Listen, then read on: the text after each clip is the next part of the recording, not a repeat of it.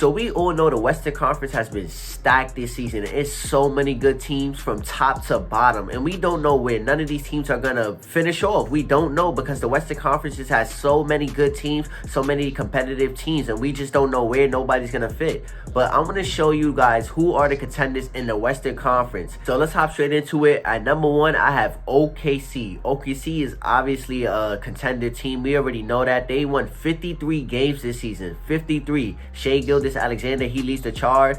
He's an elite scorer. He can pass the ball and he can play defense. And he has a lot of pieces on his team. He has a second option in J-Dub, who can give you 15 to 20 points a game. And he's playing defense. They have Chet, who can also give you around 10 to 15 points a game. He can rebound the ball. He can block shots. And I really think this OKC team, especially what they do on defense, they could possibly go and win a championship. With Shai leading the charge, they can get it done for sure. I think OKC is a contender for sure. Next up, I have the Lakers. Now, the Lakers, they've been rolling since Luka has been on this team. Luka, LeBron, Austin Reeves, I just think those three, they're elite passers and playmakers, and they can create a lot of offense. This team is going to have one of the best offenses in the entire NBA. And I think people underrate the Lakers defense because they have Luka now, and Luka is a liability on defense, but their defense has been good for the most part. And the Lakers, they've been rolling. They beat teams like the Nuggets. Like, they're just beating a lot of teams, and I really think this team is legit for real. With Luka and LeBron James on the same team, you just can't count them out. So the Lakers, they're definitely contenders for sure. Next up is the Denver Nuggets. Now, automatically, I think the Denver Nuggets are contenders because they have the best player in the world. But one thing I'm concerned about is Jamal Murray. Is Jamal Murray going to come to play? Because in 2023 in the playoffs, we saw Jamal Murray. He was shooting at mid-range, shooting those threes, getting to the free throw line, getting to the rim. Like, he was playing very elite next to Jokic. Like, that's what a second option looks like. The Nuggets, they also have problems on defense. Russell Westbrook, sometimes he could be inconsistent. And I really think that's a problem for the Nuggets. But hopefully they figure it out, and hopefully Jokic, just being this great offensive player that he is, he could lead his team to the top and help them go get that championship. But the Nuggets, they're for sure contenders for sure. And I expect them to go far. Jokic has to. Especially if Jokic wins the MVP, he has to go far in the playoffs. We just have to see that. Now, next up is the Golden State Warriors. Now, the Golden State Warriors, since they have added Jimmy Butler, this team has been rolling. I mean, everything looks different. The energy, the defense, the offense, everything just looks way better now that Jimmy is here. Jimmy Butler, and what he brings is a secondary option. He has extra scoring. He has extra playmaking and passing. He's an off-ball defender. He can play on-ball. Like, Jimmy Butler, he's just a good piece to have in your team. And he's next to a guy like Stephen Curry, who's one of the, to me, one of the 3 best offensive players in NBA history, and Jimmy Butler being one of the best postseason players in the NBA. Those two next to each other, I just think it's a perfect fit. And Draymond Green, he's been anchoring the Warriors defense. He's been really good at what he does,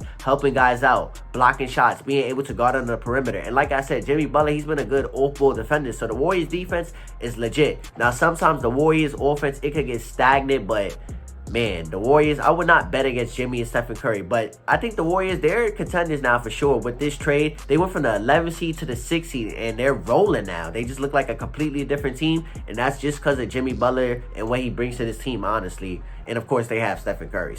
But the Warriors, they're definitely contenders for sure. Next up, I have the Memphis Grizzlies. Now, I'm 50-50 on this team. I don't really think they're contenders, but then again, I think they are here and there because of their record. But the Memphis Grizzlies, they've been good all season long, and they've been facing a lot of injuries with John Morant, Desmond Bane. Even Jaren Jackson has been out here and there. But Jaren Jackson, he's been an elite defender this year. He's been playing really good for the Grizzlies, and he's a huge reason why the Grizzlies are this high in the Western Conference. He's been available for the most part. He's playing good defense. He took his offense up a notch. John Morant, he just has to be better for his team. I do expect them to be better when the playoffs come, but the Grizzlies, I'm 50-50 on them. They could be contenders and they could not be, but I don't know. I would be scared to play the Grizzlies in the first round because John Morant, he is a playoff riser, and then he has a lot of pieces. Like, this guy could give you 15 one night. This guy could give you 15 one night. Like, I would be scared of that. I'm not going to lie. But the Grizzlies, they're iffy. They're 50-50, but I mean, I guess they're contenders, though. They could be contenders.